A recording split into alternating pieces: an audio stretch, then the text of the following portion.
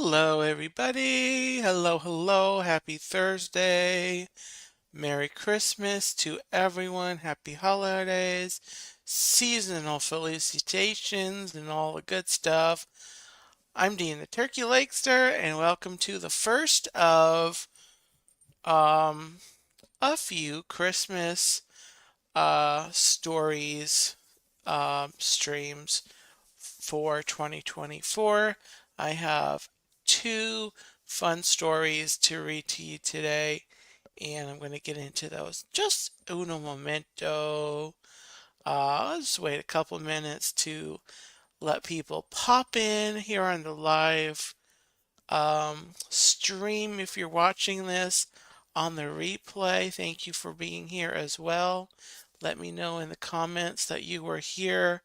Do appreciate that. If you're watching this and you have not subscribed, I invite you to at least consider subscribing. I enjoy making so many friends, and I would appreciate if you did that. Um, oh yeah, it's Christmas, guys, and we're counting down to Christmas. We need a Christmas countdown. Do you know how many days it is until Christmas? Hey Tina, welcome in. Hello, and hello Chuck as well. I know you'll be watching, Chuck. So how many days is it till Christmas? Today is December the 5th. It is 20 days until Christmas. Christmas season always seems to go pretty quickly, but I'm enjoying it. Amanda, welcome in. Hello, welcome to the stream. Welcome to the channel, to the chat. Welcome in. Gonna get going on some fun stories here, but I want to preview a couple future attractions that I'm going to be doing here. I went out to the Fort Christmas historical site today, this morning, and at his Fort Christmas they have one of those little free little libraries that you can bring books and leave them there. You can take a book, um, a couple books if you've got some that you want to donate. And so there, I love them. There's at least four that I know of, including the one at Fort Christmas. But I got two stories that I will be happy to read on the channel in the future, and one of them is going to be coming up in January. On to January the 2nd, I will be doing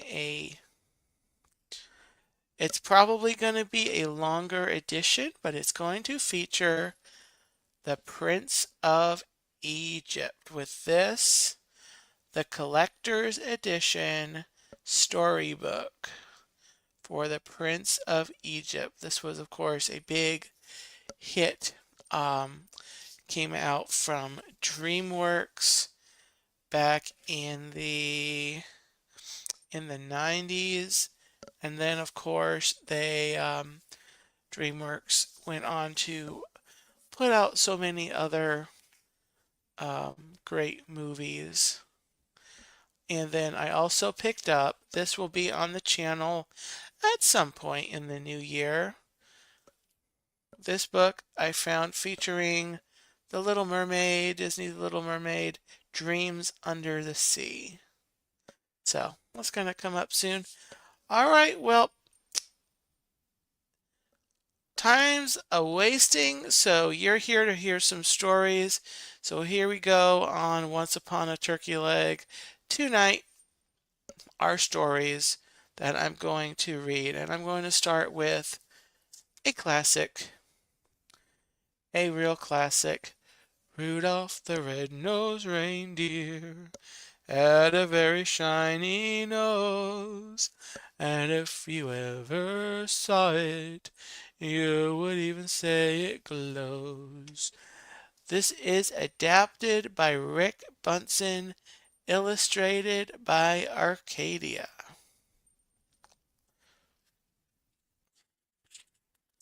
Jonathan Chong, hello, welcome in. Christmas Town, also known as the North Pole, is the wonderful place where Santa Claus lives with Mrs. Claus, all the elves and the flying reindeer that pull Santa's sleigh every Christmas Eve. Nowadays, Christmas Town is a happy place. The elves make toys, the reindeer fly, but in the old days, everyone had to watch out for the abominable snowmaster. He was big and furry and hated anything to do with Christmas, and he liked to eat reindeer.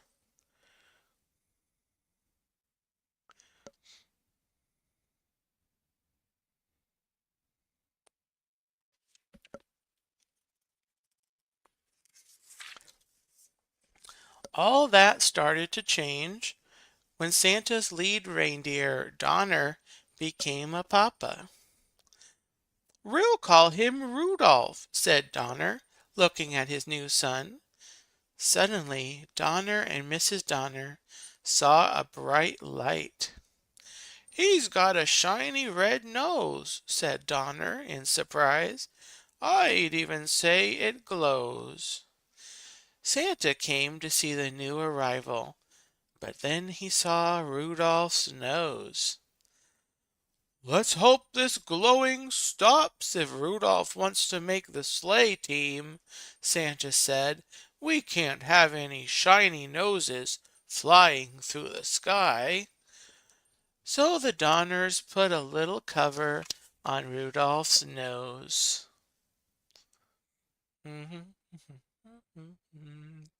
Do do do do do do do. Do do do do do do. Da da da da da da. Soon it was time for the new fawns to go to the reindeer games. There they would be inspected by Santa, who would choose the best reindeer for his team. At first Rudolph felt shy, but soon he met a doe named Clarice. "I think you're cute," she told Rudolph. Oh boy.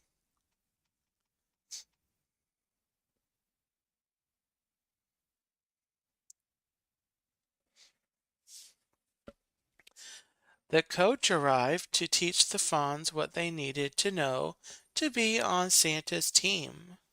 "First we'll learn to fly," he told them. "You have to get up enough speed and jump into the wind." Rudolph was so excited about his new friend that he took off with a great whoosh. He soared high over the heads of the reindeer and Santa too.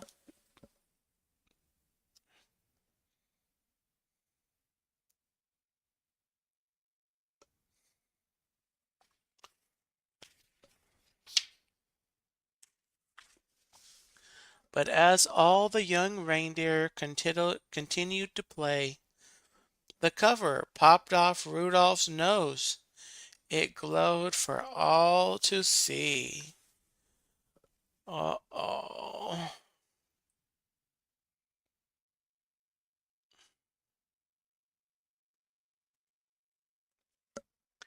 At first the other deer were frightened, but soon they began to laugh and call poor Rudolph names. "Rudolph the red-nosed reindeer," they jeered, and the coach said, "Go on home. From now on, You can't join in any reindeer games. Only Clarice didn't laugh at Rudolph.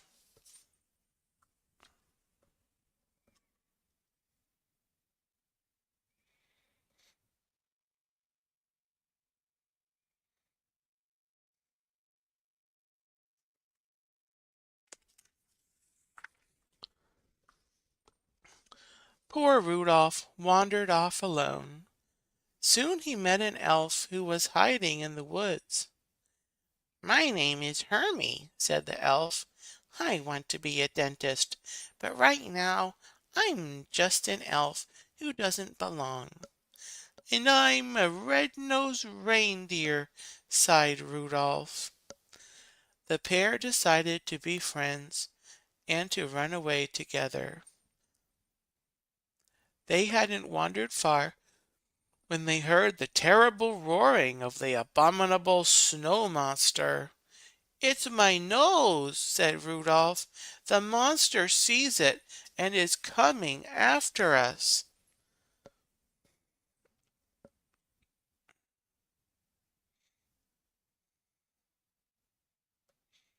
Mm-mm. Rudolph and Hermie were saved by Yukon Cornelius, the greatest prospector in the north. "Jump onto my sled," said Cornelius, "and we'll run like crazy." But no matter how fast they went, the monster stayed close behind. Finally they were trapped at the water's edge. Cornelius chopped the ice with his axe, and the friends floated safely away.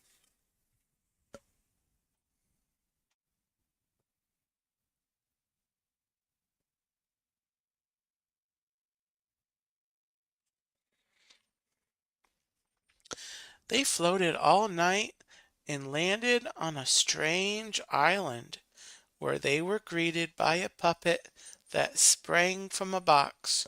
"I'm the official sentry of the island of misfit toys," said the puppet. "My name is Charlie, and that's why I'm a misfit toy. No child wants to play with a Charlie in a box."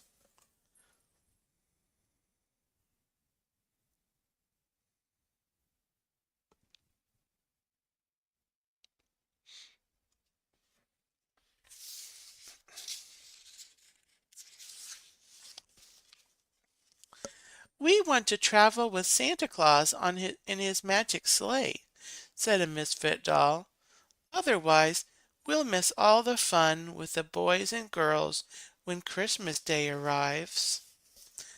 The friends met an elephant with polka dots, a choo-choo train with square wheels, a water pistol that shot jelly, a bird that swam, a cowboy riding an ostrich, and a boat that couldn't float. "We're misfits too," said Rudolph. "Maybe we could stay here with you."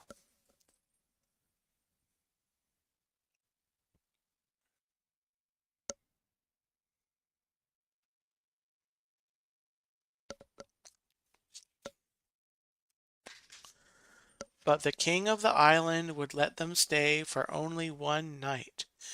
"This island is for toys alone," he said. "A living creature cannot hide here. But you can help us. When you return to Christmas Town, tell Santa about these homeless toys. I'm sure he can find girls and boys who would be happy with them." A toy is never happy till it's loved by a child.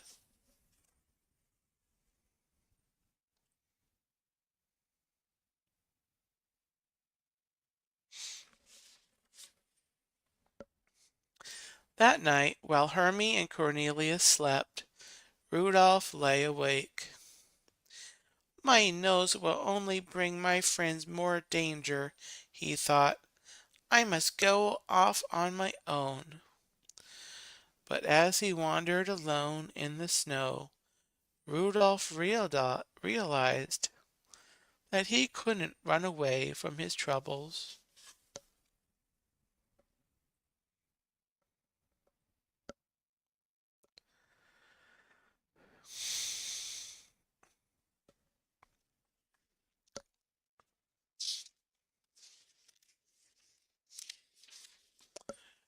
Rudolph returned to the mainland and headed for Christmas Town.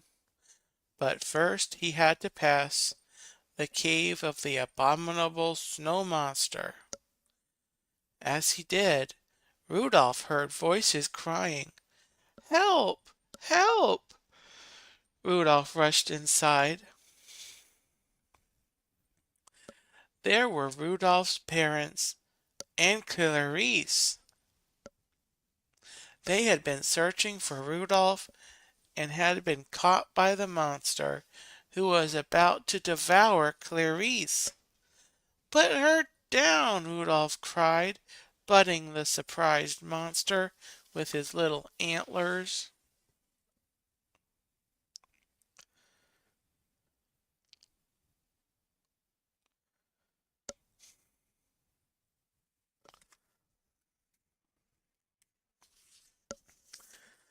Just then, Hermie and Cornelius pulled up outside the cave. They had followed Rudolph's trail and knew he needed help. "An abominable snow monster will never pass up a pork dinner," said Cornelius. "Hermie, you sit outside the cave and oink like a pig. When the monster comes outside, watch out." Hermie approached the mouth of the cave. "Oink, oink," he called. The monster dropped Clarice and rushed outside. At that moment, Cornelius pushed a giant snowball down on top of him. Splat! Working quickly while the monster was stunned, Hermie used his dentist tools to remove the monster's teeth.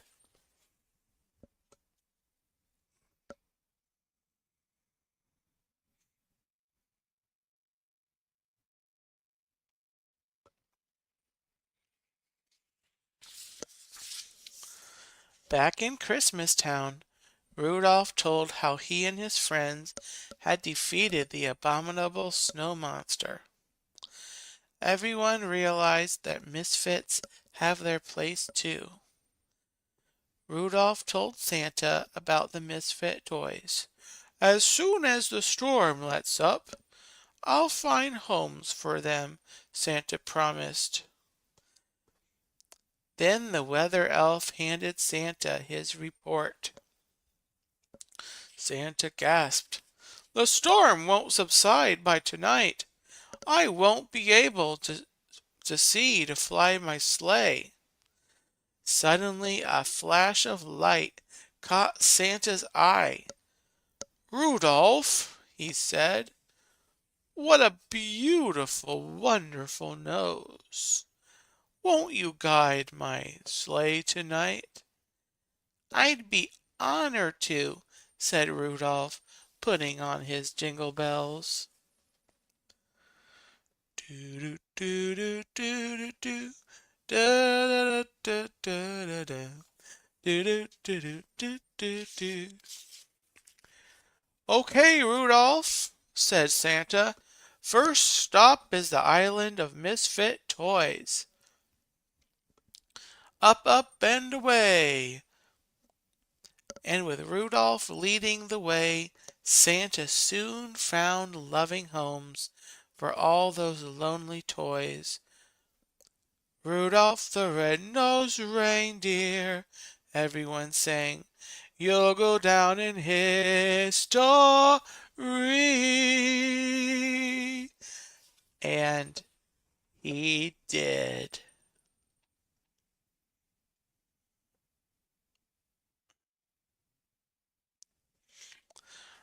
Da da da da da da da.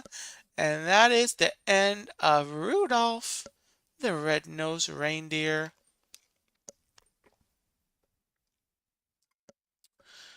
Thank you for listening to that first story for tonight.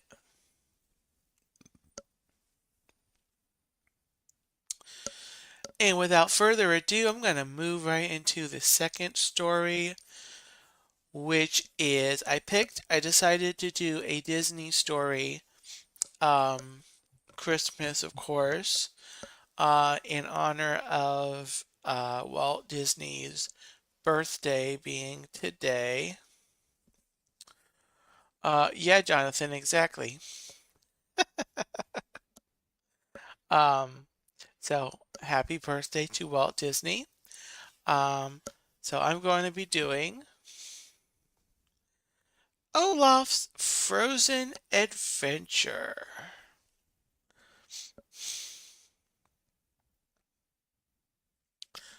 Olaf's Frozen Adventure will be our second story tonight. This is adapted by Andrea Posner Sanchez and illustrated by Joey Cho or Chow.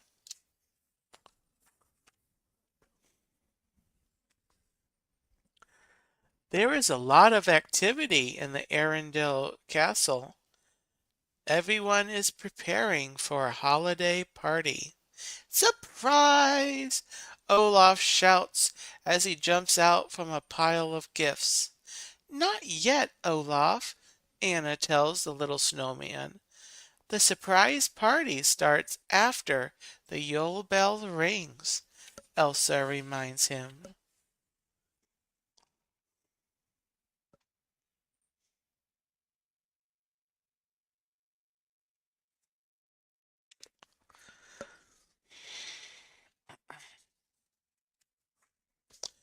Anna and Elsa are just as excited as Olaf. It's their first Christmas together since they were little girls. The first of many more to come, Elsa says, smiling at her sister.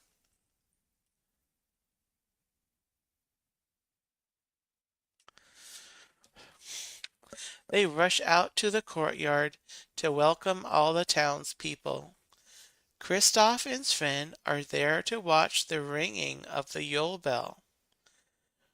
At exactly 12 o'clock, Elsa, Anna, and Olaf ring the bell together. Then Elsa announces, "Let the holidays begin."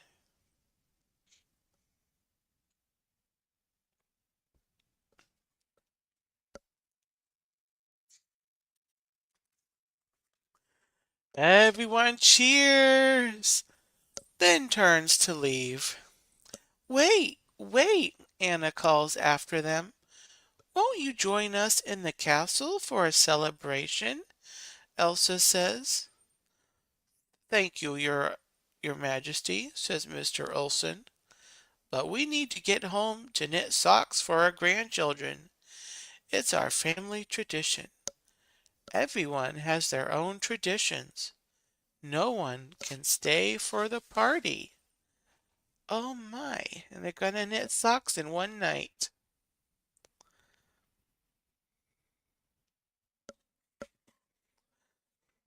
Kristoff tries to cheer up Elsa and Anna by showing them his holiday tradition.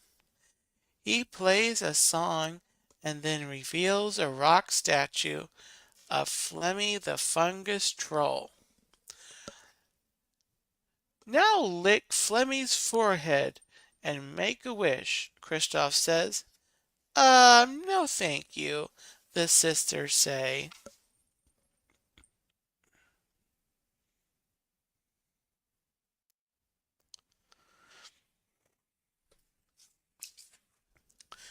Olaf turns to Anna and Elsa. What's your family tradition? He asks. Tell me. But because the sisters were apart for so many years, they don't have one. I'm sorry, Anna, Elsa says sadly. It's my fault that we don't have a tradition.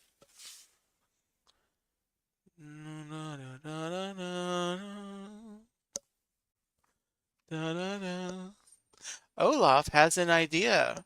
He and Sven will find the best holiday traditions and bring them back to the castle for the sisters to enjoy.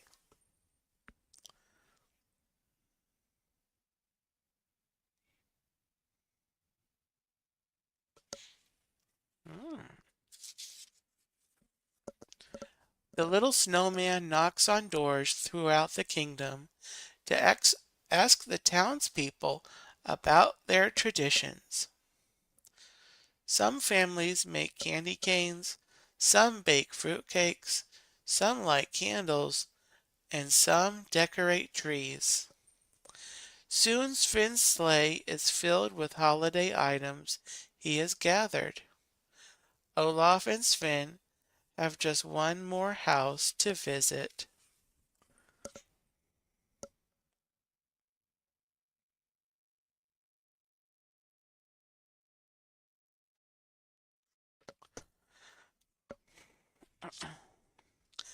Woohoo! Oaken says when he sees them. Oaken's family enjoys a steam bath for their holiday tradition. He gives Olaf a mini sauna complete with hot coals and he puts it on top of Sven's sleigh.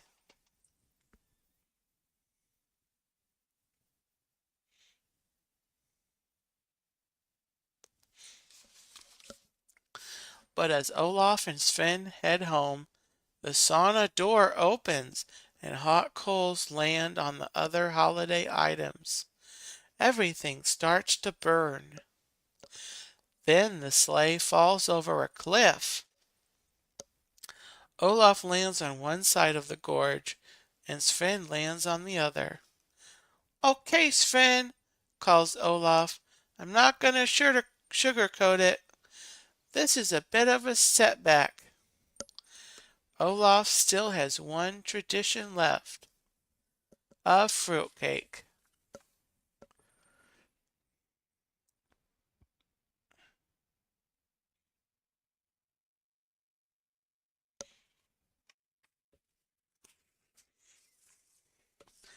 Meanwhile, Anna and Elsa are in the castle attic, looking for any sign of their family traditions.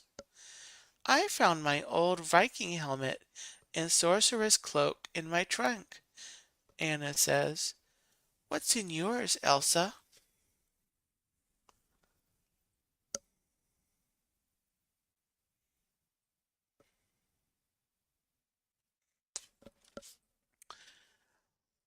Mostly gloves, Elsa replies as she looks through piles and piles of gloves.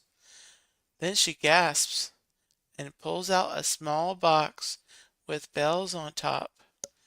Maybe our tradition is in here.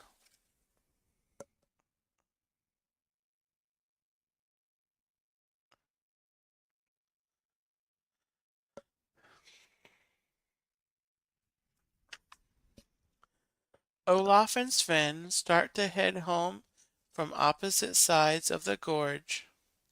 Sven's path is clear and easy. Olaf has to make his way through a dark forest filled with wolves. Ah, puppies! Olaf says excitedly. Sven races to the castle stables to get help for his friend. Uh-oh.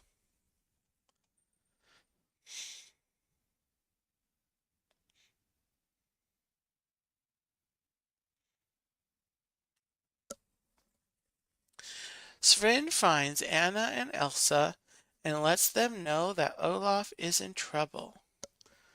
Oh no, Anna says. Olaf is lost in the forest? And being chased by hungry wolves? Adds Elsa. They quickly form a search party.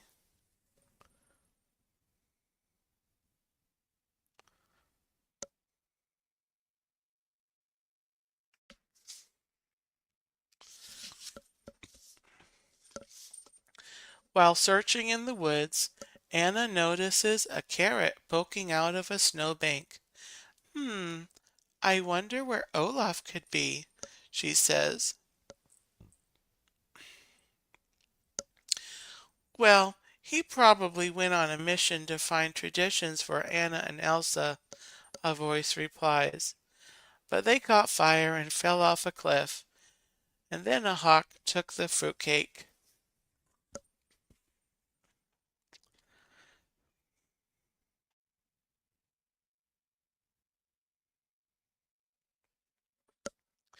Sven gently grabs Olaf's carrot nose and pulls him out of the snow. I'm sorry you still don't have a tradition, the snowman says sadly to Anna and Elsa. But we do, Anna says as she opens the small box from the attic. Look. Inside are drawings Anna made of Olaf when she was a little girl.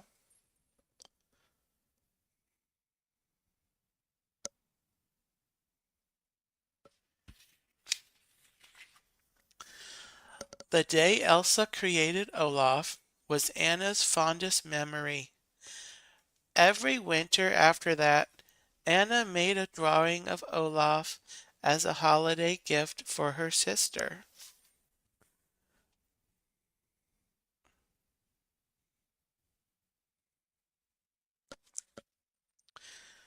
You're the one who brought us together and kept us connected when we were apart, Elsa explains. Olaf, you're our tradition. Surprise! Shouts Anna.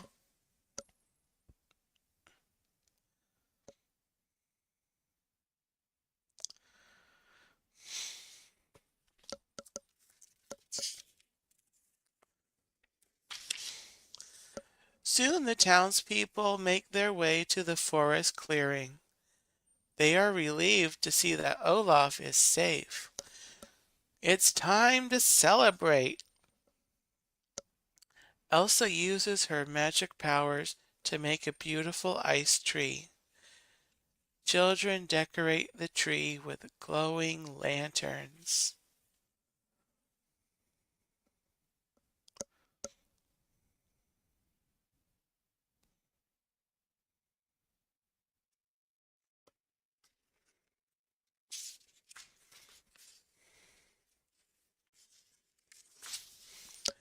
I think Arendelle has a new tradition, Elsa says happily. Anna gives the snowman a warm hug. Thank you, Olaf.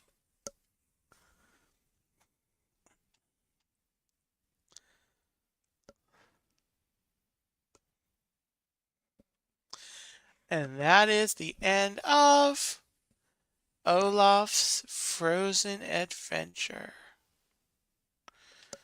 And that is our second and final story for tonight. And that does it for the stream. Thank you for watching, everyone. Tina, Jonathan, thanks for being here for the stream tonight. And once again, anyone watching this on the replay, make sure to leave me a comment and say hello. Let me know that you were here. Next Thursday and the next couple Thursdays after that, I will be back with more Christmas season stories here on the channel. And of course, Tuesdays, Let's Talk Turkey at 9 o'clock, except next Tuesday on the 10th, I'm going to be live at 8 o'clock for a special version of Let's Talk Turkey. So I invite you to come on back to the channel on the 10th at 8 o'clock for that special Let's Talk Turkey. So take care, everyone. Have a gobbletastic Christmas, and we'll meet again before you know it. Bye bye.